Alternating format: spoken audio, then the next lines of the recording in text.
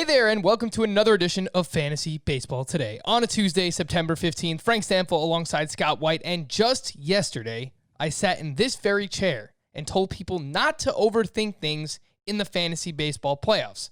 Scott, I need your expertise. I need you to tell me if I messed up in our podcast league. Are you ready? Sure. Although, how are you doing, Scott, first and foremost? How's everything going? It's not important. I'm always doing the same. I'm a robot. It's fine. Let's get on with what you did wrong, Frank. Potentially what I did wrong. Time will tell. Okay, here were my options. 12-team points league, head-to-head points league. I picked up Dylan Cease for 2 starts, even though we told everyone not to start him. Okay, whatever. He's going up against the Twins and at the Reds this week. I had Griffin Canning at home against the Diamondbacks. I had Spencer Turnbull at home against Cleveland. I had Zach Wheeler supposedly against the Blue Jays, but is he really? Is he going to start this week? I had no idea. I was trying to research. He threw a bullpen session on Monday, but there was no confirmation whether he was going to start, and I said, you know what? Well, it's the playoffs. I have to make sure that I get something rather than nothing, and that was the same case with Max Fried. Couldn't find anything. Like, is Max Fried starting this week? He's eligible to return. I couldn't find anything. So you know what I did, Scott? I started Dylan Cease, and he gave me 5 fantasy points. I thought there was something on Fried yesterday that made it pretty clear he was coming back this week. So I was with you, actually. I mean, I was with you in not recommending Cease to the masses, but if those were your only choices, I could see why you went with Cease. I don't know what was available on the waiver wire that you could have turned to instead. I don't know how deep the league is. But based on those options you gave me, I was with you until you brought up Fried. Okay, and I would have gone with Fried. Now I'm reading this. Max Fried is expected to return to the Braves starting rotation Friday against the Mets. But even knowing that, I still think there's a chance that he can be limited in his first start back. You know, he's someone that typically doesn't go deep into starts anyway. It's a head-to-head points league. So that was something that was in the back of my mind. Oh, and I have Dallas Keuchel on my IR. So I could have put him in, but he's also returning from injury. So, you know, right. These were the decisions I had, Scott, and I didn't really love any of them. So I went with Dylan Cease. And he was pitching all right, but he only got me 5 fantasy points. Well, it was a points league, which is notable because you still got a positive result out of it, even though he walked 5 and 4 2/3 innings and had, not such a great start. It wasn't a disaster. And in a points league, you can live with that, especially knowing there's another start coming. You hope that one is better and not worse. It should be. The Reds is a better matchup, so yeah, I hope so. Versus, instead of the Twins is who we face today. So, yeah, I think I understand why you made the call that you did, and I can't come down as hard on you as the audience probably wants me to. I actually really debate. I was like, you know what? I'm just going to text Scott. I'm going to text Scott, ask what he would do. But you know what? I'm a grown man. I said, I'm going to make my own decision. But enough about me. I just wanted to empathize with any of our listeners out there or viewers on YouTube, Fantasy Baseball, today. How dare you start Dylan Cease, Frank, going against my recommendation as well as your own. You deserve to rot for that move. I do. Yeah. I do deserve that. You do. All right. On to Monday's action. The rest of Monday's action. Let's take a look at some standouts. Oh, my goodness gracious. All right, get us started here, Scott. A standout from Monday, whether good, bad, whoever you'd like to highlight. Okay, so the standout for Monday that I'm going to go with is actually Josh Bell. It's Josh Bell. That's who I'm going with. He homered. It wasn't his only hit, but he homered. Homered now in 3 of 4 games. And only 3 strikeouts in those last 8 games. This is shaping up to be a very interesting final 2 weeks. Still, I was going to say week and a half, but it's still more like 2 weeks, especially, they still have 7 games on the schedule this week. Shaping up to be a very interesting final 2 weeks for Josh Bell because he could rehabilitate his value quite a bit if he goes on a tear here and potentially remain a top 10 first baseman heading into next season. Right now, he strikes me as one of the most difficult hitters to rank for 2021. alongside guys like JD Martinez and Marcus Simeon. And I could probably come up with a whole list of names, but Bell is up there for sure.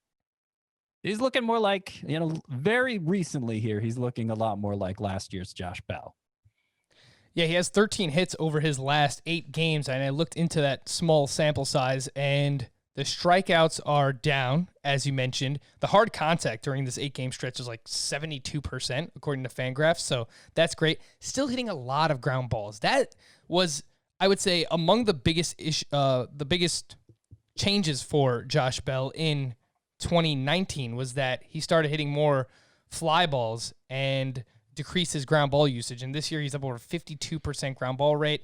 The batted ball data, according to StatCast, he's still hitting the ball very hard. His average exit velocity is actually up this season, but his launch angle is down. So that's what I need to see over these last couple of weeks if I'm going to be buying to Josh Bell, albeit small sample size, but just can't take those. The whole thing's a small sample size. That's right. Everything's small. How many times, if we created like a fantasy baseball today drinking game for every time we said small sample size throughout the season, Scott, we would have some very intoxicated listeners out there. But yes, Josh Bell is someone that I wanted to highlight as well. But for me, I wanted to take a look at, not that it's anything crazy. The guy's been great all season, but Dinelson Lamet against the Dodgers of all teams. Tough matchup.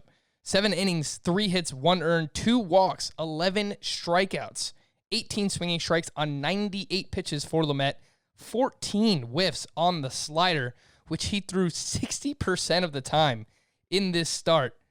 Scott, I wanted to ask, how are you handling Dinelson Lamet heading into next season? I've seen some other fantasy analysts on Twitter are a little hesitant on Lamet because he is strictly a 2-pitch pitcher. My argument against that, well, there's no argument. I mean, that is a fact. That is a factual statement. But what I would say is, I think for Lamet, he's in a similar mold to Tyler Glasnow, where the 2 pitches that those pitchers possess are so good that they might just be able to get away with it. You're talking about like a 97, 98 mile per hour fastball for both Lamet and Tyler for Glasnow. And Lamet has like an 87, 88 mile per hour slider, which just generates all these whiffs. He might be able to get away with it, Scott. Yeah, I think the 2-pitch argument carried a lot more weight coming into this season when he was still largely unproven than it does now. I mean, the fact that 4 of his last 6 starts, he's gone 6 innings plus, and 3 of those 4 was actually the plus, not just being pulled after 6 innings. So really taking on the workload of a frontline type pitcher. He has yet to go less than 5 innings in any start this year, which I guess is shows how consistently effective he's been.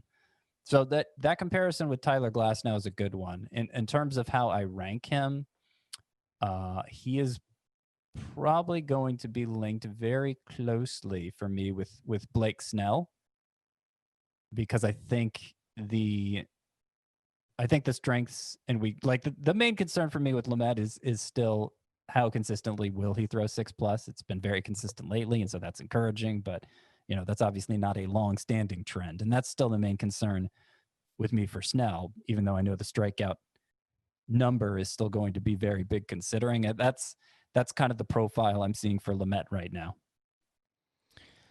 Today on the show, by the way, we are going to recap the rest of Monday's action, but we have some keeper talk. We're going to answer your questions a little bit later on, fantasybaseball@cbsi.com, and just take a look at some players who went later on in drafts this year who you might be able to keep for a solid value heading into next season. And as we've done, the past couple of weeks, I want to keep people engaged, Scott, people who are out of their fantasy baseball playoffs. I want people to come back and continue to listen and watch fantasy baseball today. And one way to do that is continuing to talk about next year's value.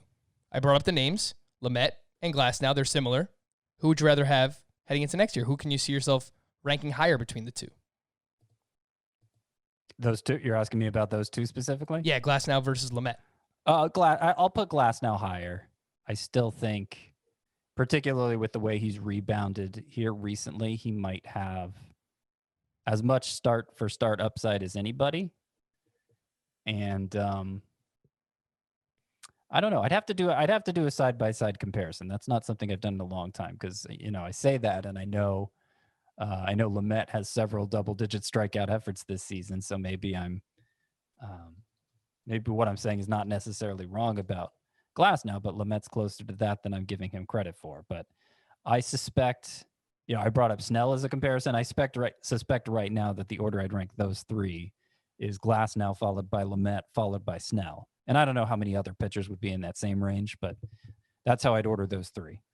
Yeah, I think that's a pretty good order. I like that. And I think that they will all kind of be in the 18 to 25 range at starting pitcher, just off the top of my head. I feel like that makes sense as like an SP2, high-end SP3. And just I have Glass right now. I have Glass now 18, Lamet 25, and Snell 30. So so it's just funny that you pick 18 to 25 range, and that's the exact number that two of them were. Yeah, I'm pretty good at this, huh, Scott? But Tyler Glasnow on the season has been a little unlucky as a 4.47 ERA. His xFIP is 2.88. So the numbers say that Glasnow has been pretty ridiculous. He has a 14 K per nine. It's just, that's crazy. Some news and notes. What else do we have going on? Eric Hosmer was able to work out on Monday without a splint to protect the fractured index finger on his left hand. There's no official timetable, but there's a chance he returns next week for the final week of the season. Speaking of the Padres, Tommy Pham has been participating in intra-squad games at the Padres' alternate training site in recent days and could be activated from the IL in the near future. Chris Paddock completed a bullpen session Monday and appears on track to start either Wednesday against the Dodgers or Friday against the Mariners. Cross your fingers. We'll take that Friday start against the Mariners over the Dodgers for sure. Rhys Hoskins was placed on the 10-day injury list Monday due to an issue with the UCL in his left arm. Hate to see it. Yeah. That's not good. Not good at all. Hoskins had been considered day-to-day after his x-ray came back negative, but the team has elected to place him on the IL anyway. So hopefully you got that news before you set your lineups for either the playoffs or the final couple of weeks here in your roto leagues. Justin Turner could be reinstated from the IL Tuesday for the Dodgers. Miguel Sano was scratched from Monday's lineup with a stiff neck. Eddie Rosario was also out with that elbow contusion he suffered on Sunday. For the Yankees, Gio Urshela is expected back on Tuesday. Giancarlo Stanton should be later this week. And Aaron Judge just appeared in a sim game, so he shouldn't be too far behind those gentlemen. Sonny Gray, who was placed on the IL with a mid-back strain, is hopeful he can return during the final week of the season. Speaking of returns, Mitch Keller returned, and he was at the Reds on Monday. 3 innings, 2 hits, 3 earned, 4 walks, 4 strikeouts. Not really a great game. It's actually pretty bad.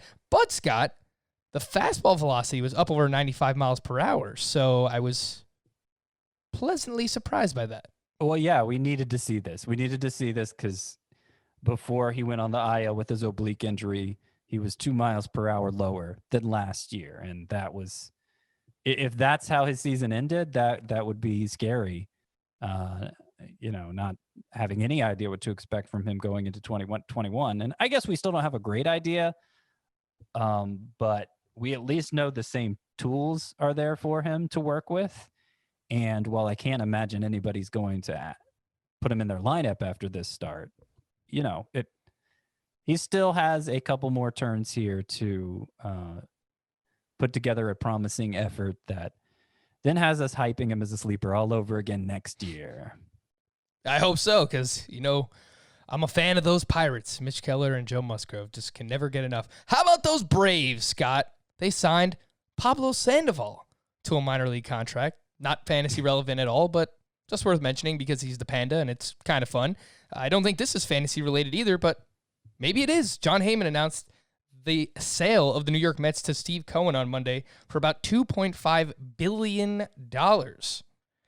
How this could affect fantasy is if the Mets spend more money now, which, if you know anything about the Wilpons, I talked to my Mets friends and they were ecstatic that this finally came through. That Steve Cohen will spend more money than they did. So I would not be surprised if the Mets have a very active offseason right away this offseason. I think it's going to be kind of a unique one.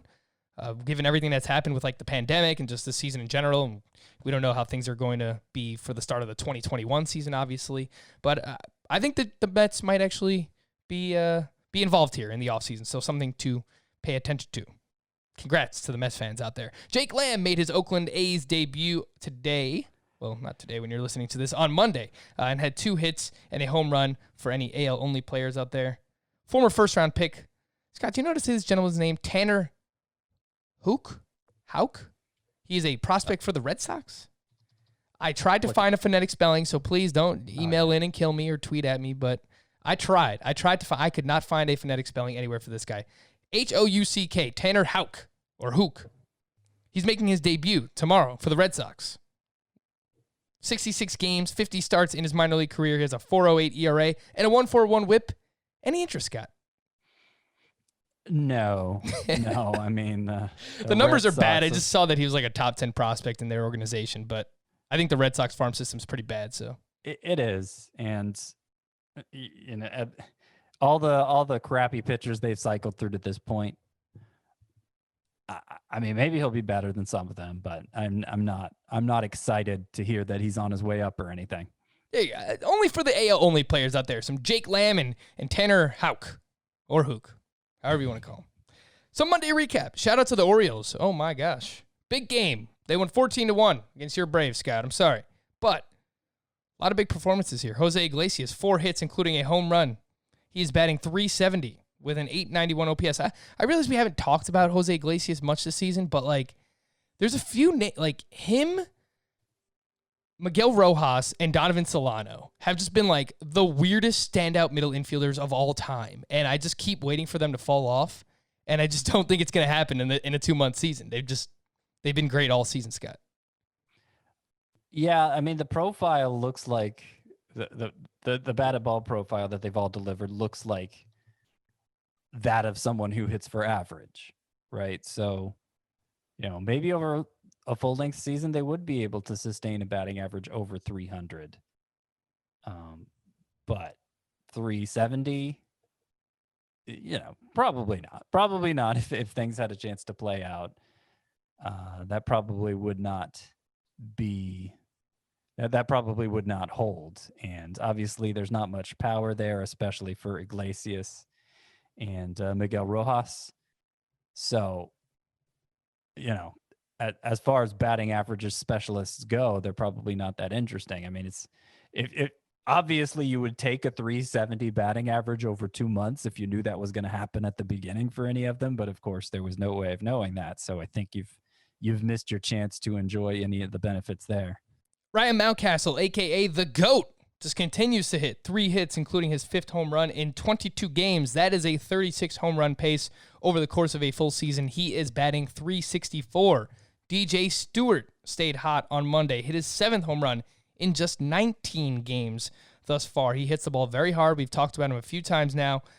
Hits lots of fly balls. The barrel rate is through the roof for DJ Stewart. I say, look, if you want to ride the hot hand, you need power in that Bobby Dahlbeck kind of sense that, there's been no shortage of power recently. Dahlbeck, Duvall, DJ Stewart, and Stewart is still just 27% rostered, so you could pick him up in CBS leagues everywhere. Cedric Mullins, another one that was impressive on Monday. 2 for 5, 2 RBI, 3 runs scored. Picked up his 6th steal of the season. He is just 4% rostered.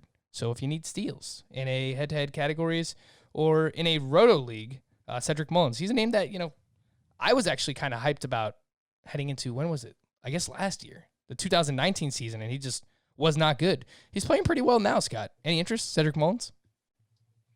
I mean, only if steals was specifically the need. The most interesting of these is by far is Mountcastle, who I don't understand why he hasn't gotten picked up in more leagues yet. I think enough people are still paying attention that it should be up over 50, it should be up over 60%, and it's not. He looks like must start. Whoa, Scott. 63% for Ryan Mountcastle. Oh, okay, good. He finally did eclipse that. And then the one I'm most intrigued by is DJ Stewart, because he's walking a lot. He did in the minors as well. He didn't strike out that much in the minors. He has during this stint in the majors where he's homered 7 times in his last 9 games. And like if he keeps striking out like he has, he'll obviously come crashing down. But since there is that track record in the minor leagues of him not striking out so much, I mean, what are the chances he puts it all together? He's already 26, so it needs to happen sooner than later. But he might be one of those late bloomer types. And then I saved the best for last. Scott, are you ready for this? Jorge Lopez of the Orioles. How about this? Through 7 innings of 1-run ball, picks up the win. And one of our listeners, Dan Zumo, actually started him against me in the podcast league, in the playoffs. Gave him 24.5 fantasy points as a sparp. Against the Braves, no less. Seriously. And how about this? That could have been a total disaster. The one person who scored a run off of him, Freddie Freeman, who is Dan's first baseman. Come on, it's all man. coming up, Dan. Gosh. Lieutenant Dan trying to take me out. Gosh. Jorge Lopez. All right. Some 2-star pitcher updates. Pablo Lopez. Wowee. What a bounce back here, Scott. I will say, Pablo Lopez, let's not jump the gun too much here because there was no JT Realmuto. There was no Rhys Hoskins in the lineup for the Phillies, but he took care of business, so we'll give him credit. 7 innings, 3 hits, 1 earned, 0 walks, 6 strikeouts. A much-needed bounce-back performance for Pablo Lopez. 13 swinging strikes on 95 pitches, including 5 whiffs on the changeup. I feel like this is a study that either someone should do, maybe they have done, I have to look into it, but I feel like anytime a pitcher, a somewhat decent pitcher, Scott, gets rocked, the next time out, that pitcher is usually pretty good. Like, they know what they need to work on, and they normally bounce back. I don't know how factual that is, but I just feel like it's something I've noticed in the past. Well, I think the odds are better than not if it is actually a good pitcher. I think the jury's still out on how good Pablo Lopez is, but the data still looked good for him, and like the xFIP, we were making apologies for him after the way his last start went. You know, that was the 29-run affair for the Braves, and the previous start wasn't so great for Lopez either. But we still liked a lot of what we were seeing. I advised using him for this 2-start week. I chickened out in the league where I have him. I had a lot of other good pitching options, so it was like Dane Dunning with 2 starts or Pablo Lopez with 2 starts, and I went Dunning. So that makes hopefully sense. that doesn't come back to bite me. But there's still a lot to like about Pablo Lopez. He is a really, really good ground ball pitcher, and the whiff rate is better than you'd expect for a ground ball pitcher like that. He tends to throw a lot of strikes, pitches deep into games. I mean, hopefully he doesn't get rocked too often, but it's been a lot more good than bad this year. Yeah, and if you started him in the 2-start week, his next start is against the Nationals, and that's actually the better matchup of the two between the Phillies and the Nationals. So feel pretty good heading into that next one if you started Pablo Lopez. Jesus Luzardo, my man, what is going on? At Seattle on Monday, 4 2/3, 7 hits, 4 earned, 0 walks, 7 strikeouts. So you love the K to walk ratio there, but he allowed 3 home runs. The ERA for Luzardo is up to 4.32. He did have 12 swinging strikes on 82 pitches. It is worth noting, I'm going to try to make an excuse here because I am just a Luzardo advocate. This is my guy. That the two teams were playing through some rough air conditions due to the wildfires that are going on throughout the country. Hope everyone is safe. But Luzardo had this to say, quote, "I am a healthy 22-year-old. I shouldn't be gasping for air, I guess you could say, or missing oxygen when I'm kind of getting to the line. So I'll leave it at that." So it sounds like that's something that might have affected him here in this start, Scott. But overall, I think Luzardo has been a little bit more inconsistent than we were hoping heading into the season. Yeah, he has. He has, and a little less dominant too, frankly. Like it's weird. I think the shared concern for Luzardo heading into the season wasn't about effectiveness at all. It was about how often would he pitch beyond 5 innings, you know, and he has quite a bit. Like that hasn't been like they've really ridden him when he's been pitching well. So that's not even really in play anymore. It's just, does he miss enough bats? And I think he shows the potential to. Like if you break down his pitches individually, they all seem like they should. So I don't know if it's a pitch mix thing or maybe leaning a little too much on the sinker to get early contact. I don't know what kind of message. Sometimes young pitchers get that message. You don't have to strike everybody out. Just him to put the ball in play. Well, we'd rather you strike everybody out. But, who knows what he's been hearing. I think the skills are definitely there for him to dominate. I'm not really, like, from a long-term perspective, downgrading him based on the way this year's gone. There's been a lot of good, too. But, yeah, a little less consistent than we hoped for. I will say the swinging strike rate so far this season, and it's without Monday's start included here, but a 12.3% swinging strike rate. That is better than league average. According to Fangraphs, a 29% hard contact rate. That is way better than league average. So not giving up a lot of hard contact. I think the walks have been a little inconsistent at times this year as well. Like some of the control, I think, has been off for Luzardo at times. But I'm going to go back to the well. If anyone wants to downgrade him heading into next year, with all the pitchers that are kind of ascending right now towards the end of the season, the Corbin Burns, the Sixto Sanchez, I think Luzardo is going to be someone that gets pushed down a little bit. And if I get him as like an SP3 or SP4 heading into 2021, fine. I love it. Please give it to me. Welcome back, Kwang-Hyun Kim. He was at the Brewers on Monday. He was great. 7 shutout, 6 strikeouts, 3 hits, 3 walks allowed. Only 7 swinging strikes on 87 pitches, but that's not really Kim's game. Did get 9 ground ball outs, and it looks like his final 2 starts, Scott, will be at the Pirates and against the Brewers again. He is 67% roster, so I don't really know that he's available anywhere, but I think if you have him, you can feel comfortable getting him back in there. Well, at least in those matchups, Pirates and Brewers, Scott. Yeah, I mean, that's one way of putting it. The matchups are good, like you said.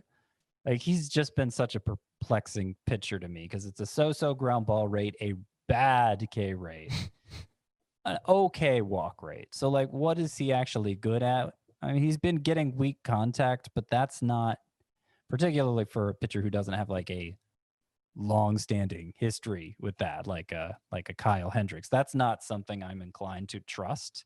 It seems like that goes in and out pretty quickly. So yeah, I really don't trust Kim, and I'm shocked after an IL stint he ended up going 7 innings. Yeah, he was efficient. He threw 87 pitches over 7 innings. So right, but yeah, I'm still not buying into him that hard. I mean, I understand as a streaming option, that's fine, but I don't view him as like a must start or anything. I agree, but I just like those matchups, man. Pirates and Brewers final 2 looks pretty good there for Kwang-Hyun Kim. Trevor Bauer, another gem. This is gonna. I am very interested to see what happens with Trevor Bauer in the offseason. It was against the Pirates in the first game of their doubleheader today. 6 1/3, 4 hits, 1 earned, 2 walks, 12 strikeouts for Bauer in this one. 17 swinging strikes on 105 pitches, 9 on the curve, 5 on the cutter. That is now 1 run or less in 6 of 8 starts for Bauer this season. Scott, if the season ended today, would Trevor Bauer be locked into your top 10 starting pitchers for next season? So right now, my rankings, I have him 7th. I know when we did our draft, and we may not have agreed exactly how those first 2 rounds would go. We were taking turns picking, but I know we had Yu Darvish ahead of him and Walker Buehler ahead of him, and I probably have like Max Scherzer ahead of him. So that it'd be borderline. But I think more likely than not, Bauer would be in the top 10. Just it's with some trepidation there because of all the different versions of Bauer we've seen over the years. But this year's version obviously is about as good as it gets. And I want more of that next year, buddy. Trevor Bauer, do more of that. Yeah, look, I can't come up with an argument. Like at this point, Trevor Bauer has made me look like the biggest fool, and for that, I should be mad at him. I'm not. He's doing what he's supposed to do, right? He's getting it done. Trevor Bauer has been fantastic this season.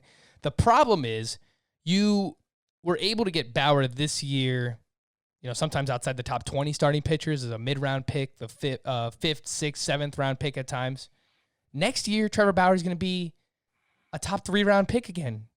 He's going to be, I think a borderline second, early 3rd-round pick. So that's where, like, the volatility comes back into play, where you have to, like, actually, it's the opportunity cost of having to draft Trevor Bauer. And I'm probably not going to have any shares of him again next year just because of how high he's going to be drafted. Scott, let me ask you, who would you rather have, Trevor Bauer or Clayton Kershaw? Kershaw on Monday, 6 1/3, 3 earned runs, 9 strikeouts. The ERA is up to 2.28, but, I mean, for the most part, he's been great this year as well. Bauer or Kershaw, Scott? I think I'm inclined to say Bauer. Yeah. Right in the heart. It's the rubber arm thing with him that's hard to overcome, because that's going to be one of the weirdest thing heading into next season is how is any pitcher going to be handled after throwing less than 100 innings? Right? Nobody's getting to 100 this year. No, nobody's getting to 100. Maybe in the playoffs, it's possible someone will. Have to calculate that out. But the bottom line is it's going to be well below 200. So who's going to make that 100-inning jump? Who are teams going to allow to do that? Who's not going to struggle to do that? And that's really difficult to answer. Like, I don't know if Luzardo needs to be downgraded. Sixto Sanchez, we've talked about maybe having him in the top 20. I don't know how much those guys need to be downgraded just on that alone. Like, are the Marlins going to jeopardize Sixto Sanchez's long-term health, pushing him to 180 innings, knowing how much of a jump that was from this year? I don't know. I don't think I would if I were them. Someone we're also going to have that conversation about is going to be Corbin Burns, who has been the talk of the town recently, and rightfully so. On Monday, 4 2/3, 1 earned, 10 strikeouts, 3 walks. He didn't go very deep into the start. He got in trouble with some walks and lots of strikeouts, so the pitch count got up. 17 swinging strikes for Burns in this start on 101 pitches, 10 on the cutter. A bit of a mixed bag here, Scott, but I think we're probably going to have that conversation for Corbin Burns as well. Is there anything else you wanted to add here that you saw out of Burns today? No, I mean, the encouraging trend we saw with the control and the walks being down. I mean, 3 walks in this start, and he threw, I think, less than 60% of his pitches for strikes. So, a step back there after a couple steps forward. But ultimately, I don't think it changes how I'm valuing him in any way.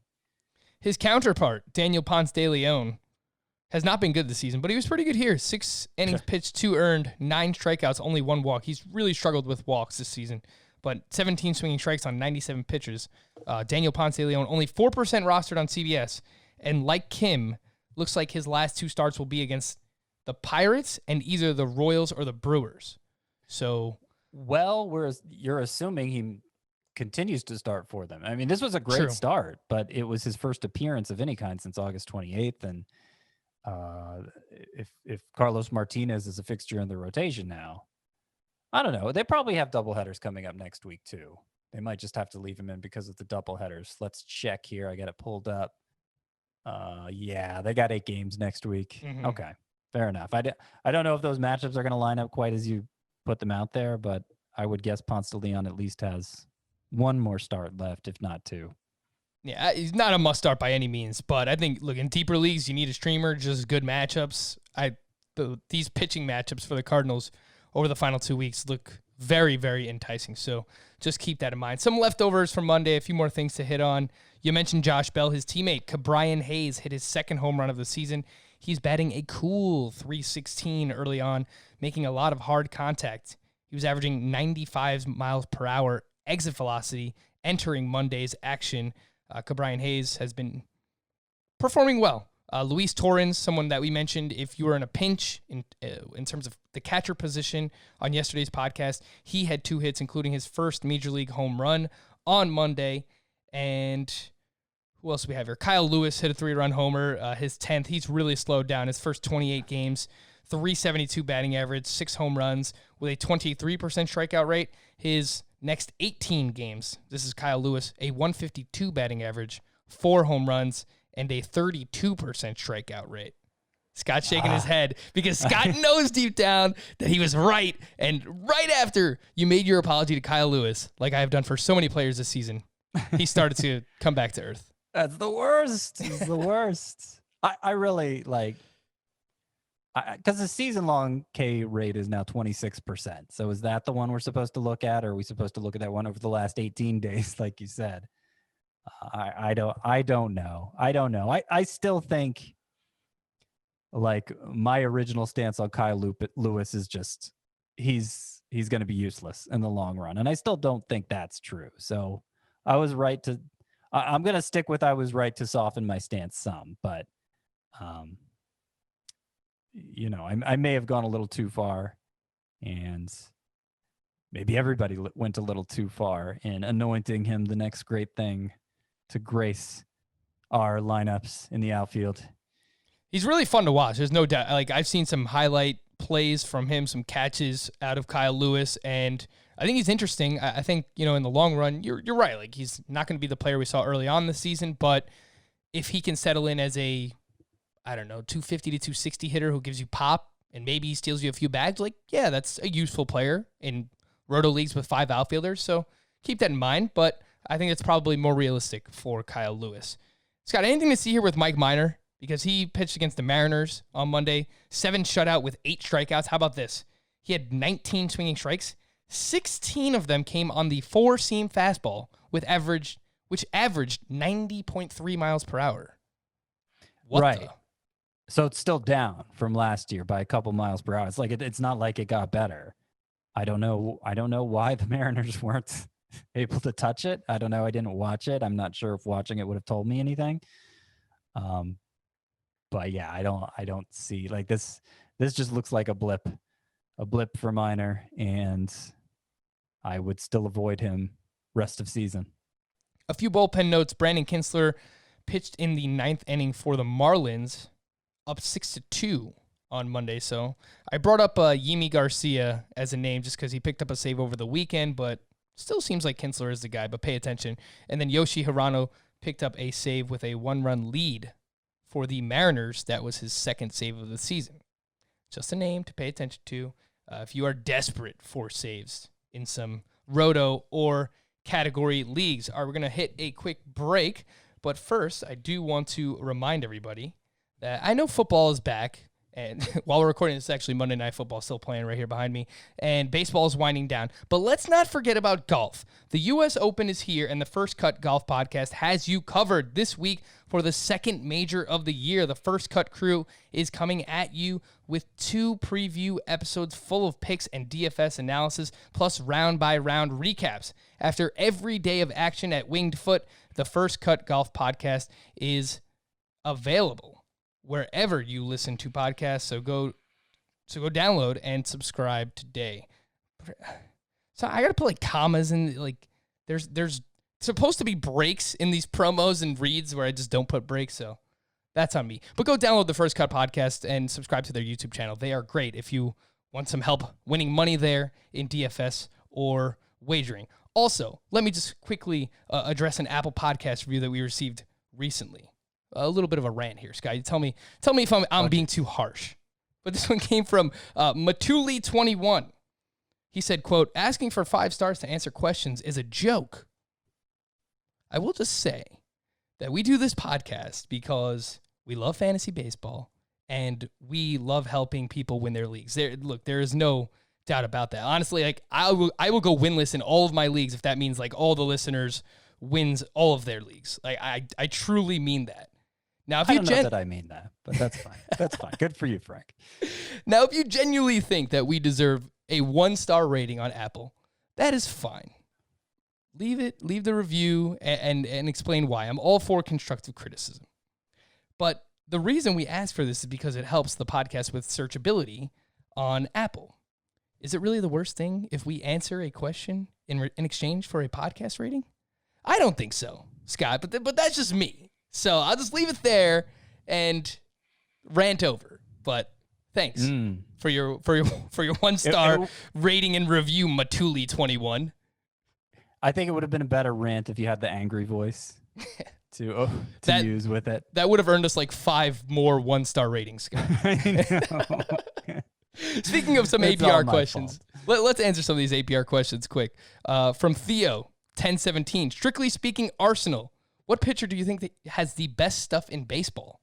I am leaning Walker Buehler. Not me. That's what Theo has to say. He thinks Walker Buehler has just the best stuff in baseball. Oh, okay. Man, I should have an answer ready to go, huh? I have one. I'm going to go with Jacob deGrom, who I think should be still the first pitcher taken off the board next year. Throws 100 miles per hour, 93 mile per hour slider. Yeah, I mean, I can't. Just getting better with age. It's crazy. I can't really think of a good argument against that. Shane Bieber has some. It's kind of the obvious answer. Yeah, like Bieber has some nasty stuff too. Like, right. But those are a few of the obvious answers. Yeah, I mean, Corbin Burns is I know we just talked about him, so that's just top of mind answer, but he does seem to have nasty stuff and, a little less obvious of an answer there. Yeah. Corbin Burns is awesome. I'm looking through our rankings now to see. Like, if I'm just talking about specific pitches, like Luis Castillo's changeup is awesome. That is ridiculous. Tyler Glasnow's breaking ball, coupled with his near 100 mile per hour fastball is awesome to watch. Blake Snell's curveball is fantastic. Those are a few that come to Dinelson Lamet's slider. Those are just a few general pitches, but yeah, I'd probably go with Jacob deGrom. This one is from Magistrid 99 in a 10-team points league. Rest of season. Which three of these 5 outfielders would you choose? Ian Happ, Nick Castellanos, Ryan Mountcastle, Will Myers, and Mike Yastrzemski. Oi. Happ, Castellanos, Mountcastle, Myers, Yastrzemski. Rest of season. Yeah, at this point in the 2 season, weeks. I kind of have to look at the schedules and see how many games each of those teams are playing. I know the Orioles have 7 more games this week, and they play 6 games next week. Mm-hmm. But I only know that because I was just looking at TJ Stewart in one of my leagues. And so the Cubs and Giants both have just 5 this week, but they both have 7 next week. And it might become 8 for the Giants if they get a doubleheader in there. So I don't know. Maybe it doesn't matter that much, the game difference for these specific players, especially now that we have that Monday where a lot of them were sitting out is in the past now. So I'm going to go with Yastrzemski and I think you still got to put... So the Padres actually have just 5 games next week. Maybe it becomes 6 if there's a doubleheader. But they actually seem like they're disadvantaged in that way. So I'm going to leave out Myers. I'm going to go Yastrzemski, Happ, and Castellanos. I thought Castellanos was a lock here. He's batting .231. Scott, what happened to Nick Castellanos, man? Oh my gosh. Yeah, I'm not. Happ has slowed down a little bit too, the strikeouts. I'll go Castellanos, Mountcastle, and Yastrzemski. I love Mountcastle, man. He's awesome. And he's just hot right now, too. We're kind of splitting hairs here. Yeah, We're pointing out Castellanos' expected batting average is .294, so I haven't really been concerned about him. I understand it's been a little disappointing, especially after he got off to a hot start. I think those are the 3 names I'd go with, but it's hard to pick a 3 that would be clearly wrong, Yeah, they're all good players. This last one, this APR question, comes from Jeff Francisco, and it's a keeper question, which is relevant because after we come back from the break, we have a ton of keeper questions. Jorge Soler at $11 or Dom Smith at $2, where salaries increase $3 annually. Did you read who this was to? Dear Amos, Freddie, and Cookie. Yeah. I'd been thinking about it all podcast because I'm thinking Amos must be famous Amos since there's Cookie in there, but maybe that's a red herring. Right. Yeah, I think they're just, is it too obvious? Famous Amos cookies? Little chocolate chip cookies? Well, yeah, but what is Freddie? Oh, Freddie. Anyway, man, I feel like I shouldn't say Dominic Smith here, but I kind of want to. Jorge Soler is $9 more. I feel like $14, assuming I'm not sure how deep this format is, but assuming it's standard 12 teams, $14 for Jorge Soler. He's not going to go for much more than that. So I feel like Dominic Smith for $5 just makes, it's the only one that makes sense, and the one that makes more sense anyway. Okay. These are Kansas City Royals from the early 70s. Freddie Patek, Cookie Rojas, Amos Otis, and apparently Lou Piniella. There's a picture of all four of them standing together in Royals jerseys. I'll take it. It sounds right, so it has to be right. All right, we're going to take a break. When we come back, we're going to answer your keeper questions here on Fantasy Baseball Today. Welcome back, and we have keeper questions for the 2021 season. So let's jump right in. This one's from Michael. 16-team head-to-head categories. Pick two of these. Will Smith, the catcher. Adalberto Mondesi, Giancarlo Stanton, Framber Valdez, and Dean Kramer. Two of those, Scott, in a head-to-head categories league. Mondesi, as annoying as he is, I think you have to go Stanton. I'm tempted to say Valdez, knowing how heavily I'm going to go after starting pitching next year, but particularly since it's a categories league and not a points league, I think I'm still leaning Stanton there. And 16-team power becomes harder to replace. Ugh, I'm so over Stanton, but Oh, I'm sending that clip to Chris Towers. Expect an email tomorrow. I know. But I do agree with you. I mean, even with, got the Yankee hat on, but Stanton is so frustrating. What do you agree that you to keep him over Valdez? Yeah, I would go with those two. I agree. Okay. This one's from Patrick. I'm in a 14-team, 6-keeper roto league, and I need to pick one of the four as my final keeper. Max Scherzer, JD Martinez, Whit Merrifield, and just for fun, Jesus Luzardo. I wouldn't say it's just for fun. I think it's a legitimate consideration. But since it's only 6 keepers, there's still quite a bit of turnover here. I think Scherzer's the easy answer. He's going to be a 2nd or 3rd round pick next year. Yeah, I think you still have to go with Scherzer there as well. This one's from Cal. How do you feel about Jack Flaherty and Alex Verdugo as keeper picks for next season? Is Flaherty a regression candidate with a slow season thus far, and has Verdugo shown enough in less than 60 games to warrant a selection? To this point, Verdugo is batting .311 with an .875 OPS. He's quietly been very good. 6 home runs, 30 runs, scored 4 steals. Hits a lot of ground balls. Jack Flaherty, only 6 starts, but 3.08 ERA, 103 WHIP. The underlying numbers are very similar to 2019. Yeah, I wonder what he means by regression candidate. I guess he means the positive kind of regression. Because like skills-wise, Flaherty looks like he's just fine. There's, he just had the way his season played out kind of messed him up. And he's not Cardinals. Yeah, like he's not going deep into starts, but it's not really his fault. Well, he's finally ready to now. Yeah. I mean, we're not comparing these two, right? We're just talking about them individually. Like Flaherty's going to be top 15 starting pitcher easily, maybe top 12 next year. And Verdugo, the expected stats don't back up the actual stats, even though the actual stats kind of look like what we were projecting him or what we were hoping for in a hopeful projection. So I don't know. I don't know if he'll be quite top 40 among outfielders for me heading into next season. He might be just outside of that, or he might not.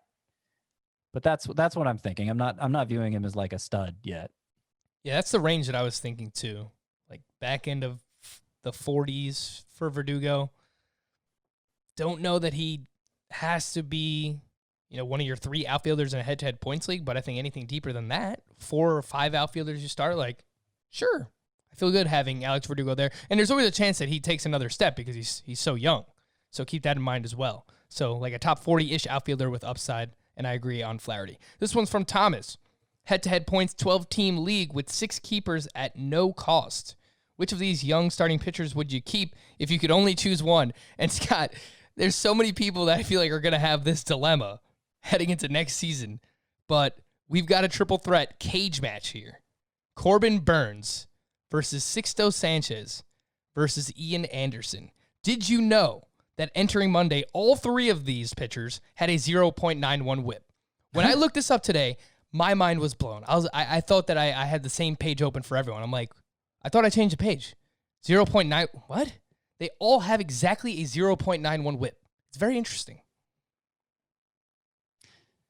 I'm ready to go Burns here of these three. He's been tested the most and still come out with these numbers. And they're the most dominant numbers of the three with the strikeouts and everything, as good as Sanchez and Anderson have been. I still say of these three, Sanchez has the highest floor. He's the safest pick for as unproven as he is, but Burns with all the strikeouts, all the bat missing ability, I think he's the one you go with here.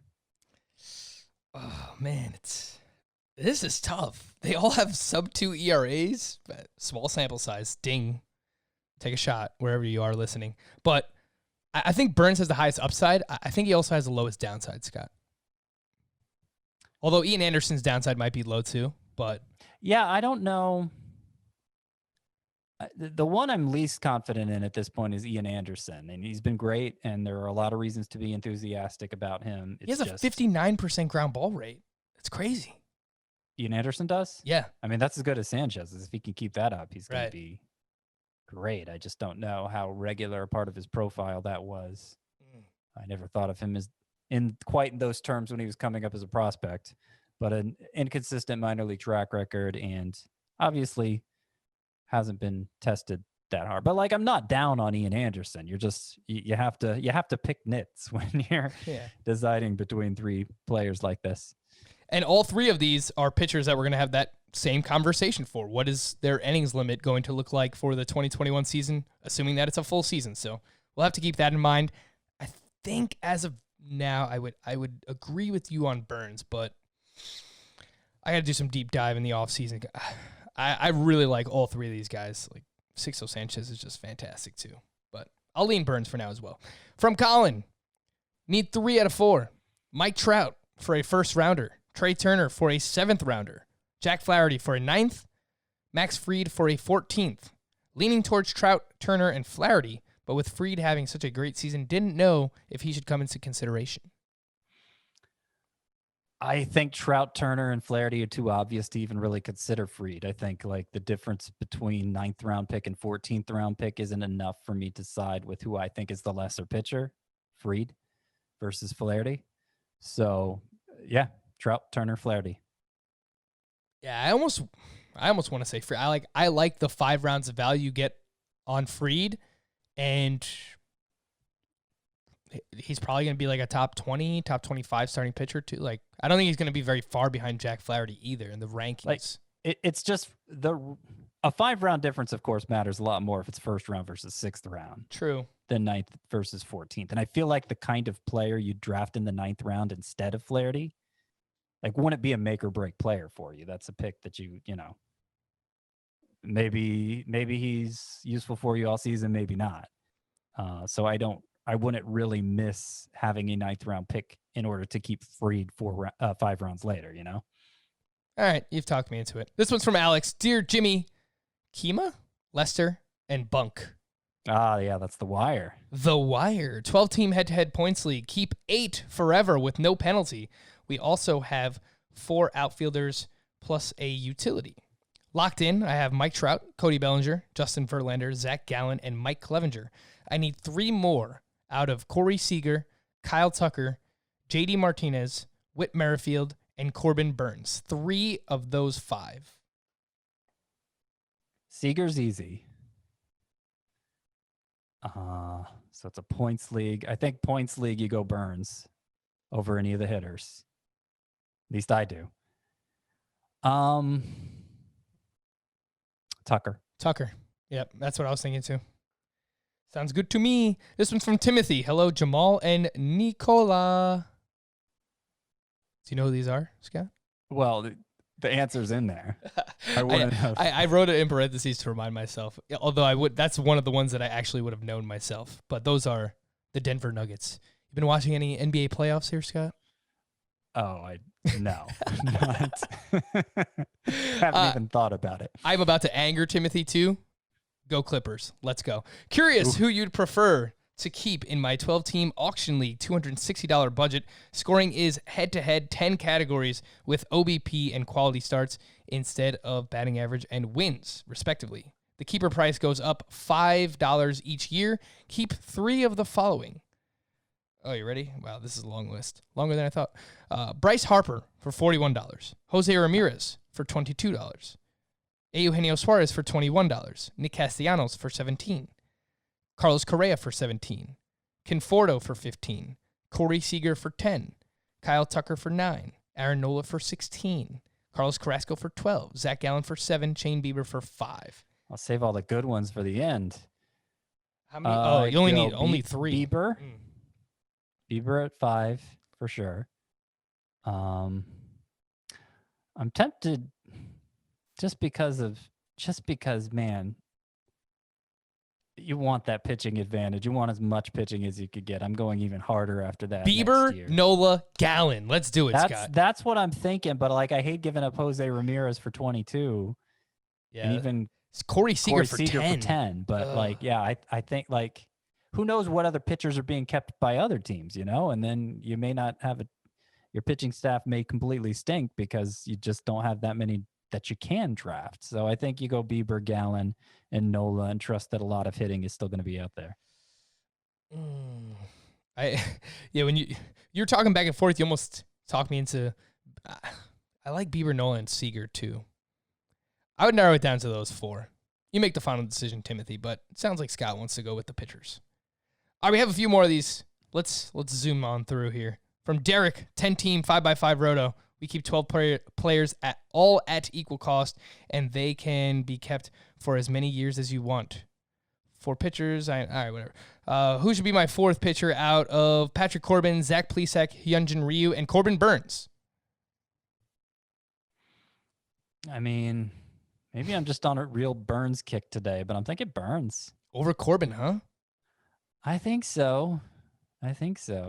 We'll see how Corbin's next 2 starts go, because I think, if his next 2 are as good as his last one was, maybe I change my mind. But there are, Corbin hasn't been as good this year in a way that is reflected in the underlying stats too.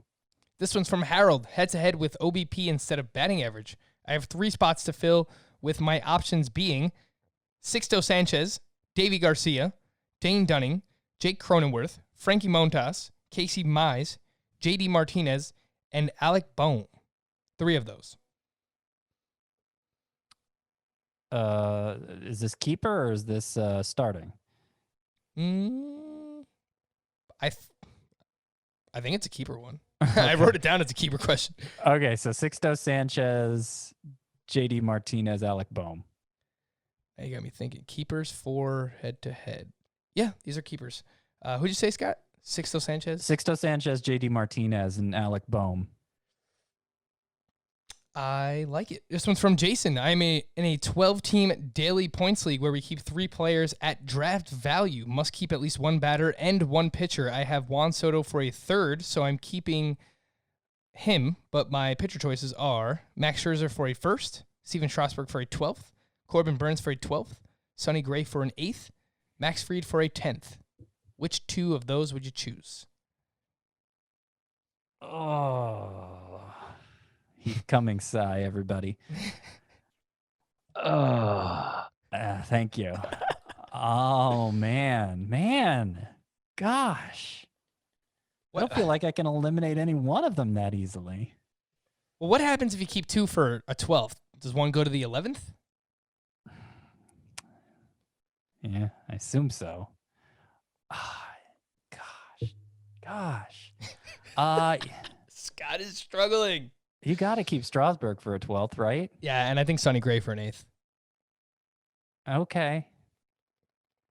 But no, it's very close. It's close for sure. Yeah. I mean, Burns for a 12th, Fried for a 10th. I'm not sure it shouldn't be either of them. I'm not sure it shouldn't even be Scherzer for a 1st, even though I know he won't get drafted in the 1st round next year. But yeah, okay, I'll go with you. Strasburg 12th, Sonny Gray. This one's in the 8th. This one's from Mark. Hello there, Pat and Paul. Okay, that sound like Well, the answer's here too. Blue Jays World Series MVPs. You can't make it that easy on me, Frank. I know, I messed up. Paul Molitor and Pat Borders. I'm in a 12-team points league, and I'm contemplating who to keep, Zach Gallen or Sixto Sanchez. My other keepers are Jose Ramirez, Trevor Story, and Shane Bieber. I thought Gallen was going to be a slam dunk keeper for me, but with the stud emergence of Sixto, I'm questioning what I should do. Yeah, so I still don't know how much of a strikeout pitcher Sixto Sanchez is going to be. I don't have many concerns about whether or not Zach Gallen is going to be this good must-start pitcher for the foreseeable future. So I'd stick with Gallen. This next one is from Daniel. Seeing if you have any guys we can pick up in the last week of the season that might have a shot at being a keeper for next year, either a prospect or perhaps someone who got hurt that we have forgotten that will be back for next year. Well, I don't know how deep you want to go, how many keepers you keep in your league, if you keep entire rosters, but I am putting together a column right now, 20 sneaky dynasty pickups with 2021 in mind. So like Jameson Tyone is somebody who got injured that you may have forgotten about, and he might fare much better with the new coaching staff next year. That immediately comes to mind. Like if it's shallower, then you could say the same thing for Noah Syndergaard and Luis Severino coming back from Tommy John surgery, but I feel like those are on the more obvious side.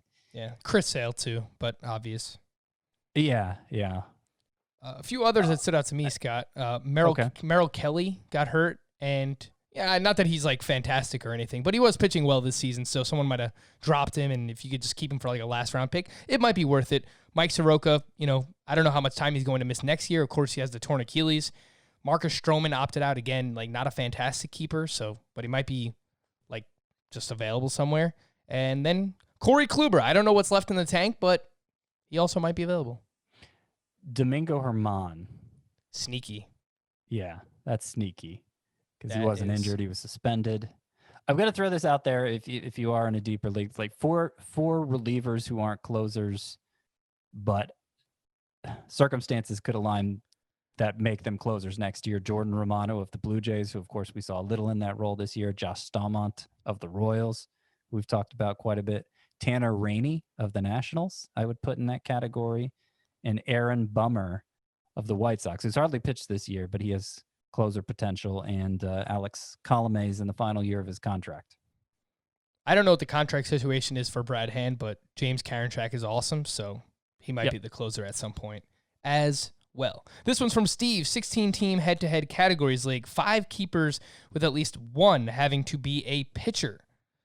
Jacob deGrom, Aaron Nola, Tony Gonsolin, Tristan McKenzie, Mike Soroka, and Seth Lugo could all be kept for 3 years.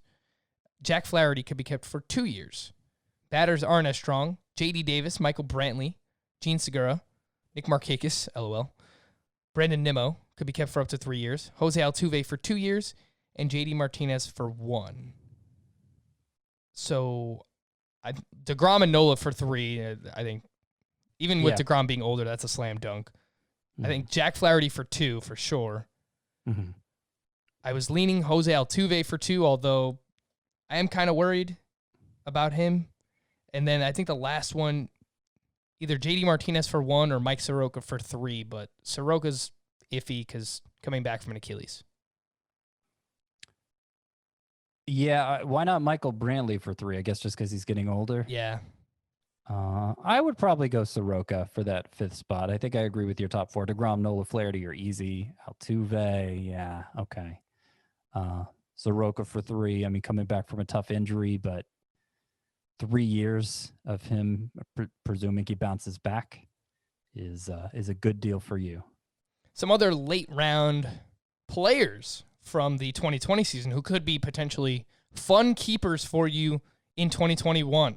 Kenta Maeda, Zach Plesac, Dylan Bundy, maybe Aaron Savale. He slowed down a little bit, but Mike Yastrzemski has been great. Luke Voigt was a great find.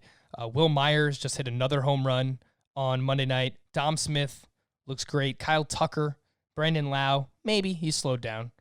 Dansby Swanson's been great. Luis Robert, I think he's going to be like a top 3 round pick. And then Jake Cronenworth. So those are a few names to pay attention to. Anything else you want to add there, Scott? I don't think so. All right. That'll do it. He is Scott White. I am Frank Stanfield. Thank you all for listening and watching Fantasy Baseball today on our YouTube channel. We'll be back again tomorrow. Bye-bye.